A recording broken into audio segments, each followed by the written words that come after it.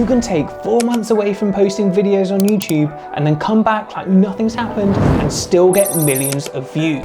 WillNE. You might know him as the man with the incredibly square head who used to make videos about this week on the internet. But what you might not know is the role that editing and planning plays in his massive success here on YouTube. And massive shout out to his editor Mikey, because he's one of the best editors on this platform. His new video in particular has gained massive praise from the YouTube space and millions of views, which doesn't happen just by accident. So how did editing make this video blow up and not flop at the hands of the YouTube algorithm, which can be all too familiar for some of us? Well, there is a simple 3-step strategy that is used in every single WillNE video. It makes them guaranteed to grab attention and stand out from the 3,000 hours of video posted on YouTube every single minute. WillNE is using a tried and tested strategy to hook the viewer straight away. The title of the thumbnail is about KSI's Lamborghini, and it's no coincidence that the opening shot is also KSI's Lamborghini. It's almost identical. This is so the viewer knows straight away, this is the video I clicked on the thumbnail for. It's so important to make a viewer think, yes, this is the video I want to watch straight away in the intro, and WillNE does that in the first few seconds. If you've also watched the massive YouTuber Ryan Trahan, he does this a lot in his videos as well. This is then quickly compounded by giving the viewer questions that they want answered straight away. This is KSI's old Lamborghini. It's the exact same one. Turns out it's not purple and shiny with some funny lines on it. It's actually just orange. Anyway, as of today, it's now property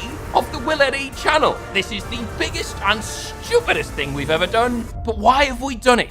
KSI's Lamborghini is property of the WillNE channel. How? How is that possible? How have they done it? It's the biggest and stupidest thing that's been done on WillNE's channel. Why has it been done? Why are they doing it? How is it the most stupid thing they've done on the channel? So what are these questions doing? They've created intrigue in order to start what is called an open loop. An open loop is a question that can be closed by watching the video through to the end. Humans and viewers are naturally curious and want these questions answered, so the need to keep watching for this question to be answered is strong. And if it's something that the viewer is interested in, it works even better. So that's why it's so key to know who your target audience is and who is watching your videos. This then seamlessly brings us on to the reveal of the mission of the video. That is because we are going to be collecting the most important pieces of YouTube history on the planet. The reason to carry on watching. We're collecting YouTube history. In the shortest amount of time, within 29 seconds, he hooked the viewer with KSI's Lamborghini, set up an aim of the video, and ensured the viewer must keep watching till the end in order to find that out. And WillNE knows that the viewer is likely interested in this because they clicked on a title and a thumbnail that was all about KSI's Lamborghini, which relates heavily to YouTube history. Importantly, at this stage of the video, all the viewer has been supplied with is questions and reasons to carry on watching. They even use the visual aid of a question mark on the box. And because of this, at the end of the intro at 50 seconds, the viewer still has no idea of what's going to happen, and there are plenty of reasons to carry on watching. But as editors, we need to remember that no one clicks on the video for the intro. They're all there for the juicy main part of the video and the end. So it is important that once we've set up the video nicely and created that intrigue and reasons to watch, we move on and get on to the juicy bits. Let's see what WillNE and Mikey do here. The structure and the planning of this video in particular is what makes it stand out as the top tier of content on YouTube. Now you may be thinking, is planning even part of editing? The answer to that is of course, yes. The edit can start even before you open up Premiere Pro with the planning. You can't just whack a load of clips together and hope it does well. We all know editing is more complex than that. These scenes need to be satisfying, worth the viewer's time, and need to help close the open loop that was opened up in the intro. His video is meticulously planned with a strong structure to hold the viewer's attention throughout the 19 minutes, giving enough information to keep viewers watching, but not enough to fully close that open loop and keep them having questions about the video and what could happen. This is a fine balance of giving the viewer too much and they feel like they've seen everything they need to in the video and they click off before it's ended, or giving them too little and they don't feel like they've got enough reward for watching the video, it's getting a bit boring, nothing's really happening, and they click off for a different reason. It's a very fine balance. WillNE cleverly uses big YouTubers to open up each package to give people a reason to carry on watching and see each YouTuber's reaction. Thanks, WillNE. Importantly, they're still related to the theme of the video of collecting YouTube history.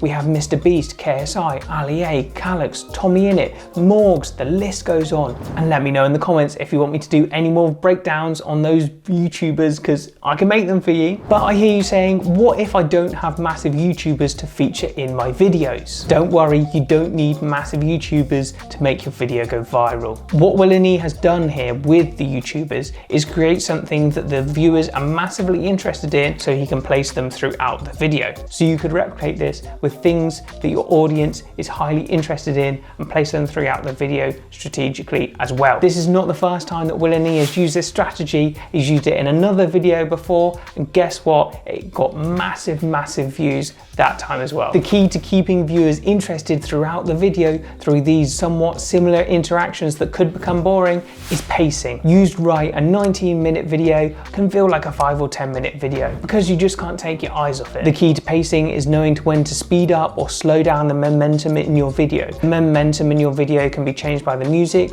or the number of cuts you're putting in. If the edit feels too slow, the viewer can feel bored. If the edit is too fast, the viewer can feel overwhelmed, like they don't know what's going on, and both can make a viewer click off. But we need to know when to speed it up and when to make it slow. The pacing in WillNE's videos speeds up when he wants to engage and draw in a viewer, but when he wants to show or explain something to a viewer, it slows down more so they can understand and they don't feel overwhelmed. The parts of the video that might be a bit slower and a bit boring have been made more entertaining by the planning. There's no coincidence that there's loads of layers on that box that are going to create funny moments and create anticipation for what is in the box and make that opening a bit more interesting. Think of it like a roller coaster. We want it to be fast enough to be entertaining and not boring, but not so fast that people hate it and they want to get off. A quick and easy tip to improve pacing can be to get someone who doesn't know much about the video to watch it through, see what parts they're entertained at, what parts they're bored at, and which part they don't understand, and then you can change the edit accordingly. Now it's time for the third and final strategy, which has been used by hundreds of YouTubers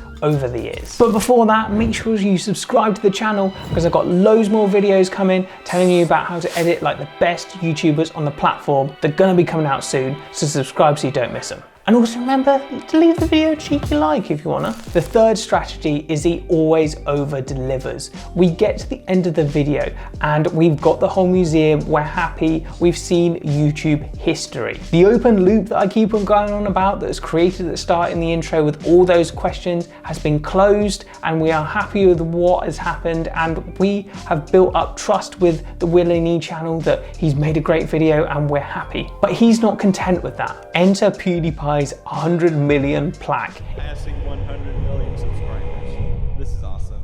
Wait, it cannot be. It could have easily been in the title, it could have easily been in the thumbnail, it's that big. But he left it as a surprise for everyone. It creates a real unexpected moment that the viewer loves because it's relating to YouTube history as well, but they weren't expecting it. It's so important to end a video on a high because that creates loyal viewers that will come back for more because they have that real good feeling when they leave the video and they're like, I want to watch more videos because that one was so good. There must be more. A key point about over delivering though is that it needs to still be related to the title and the thumbnail and the target audience. If it's unrelated, it could feel like something that is unnecessary and something that the viewer didn't really want to see, which could actually undo a lot of progress that we've made in the edit at the start. It's a fine line and can be hard to nail, but if you do, you'll create loyal subscribers that will come back and watch more videos, which is amazing.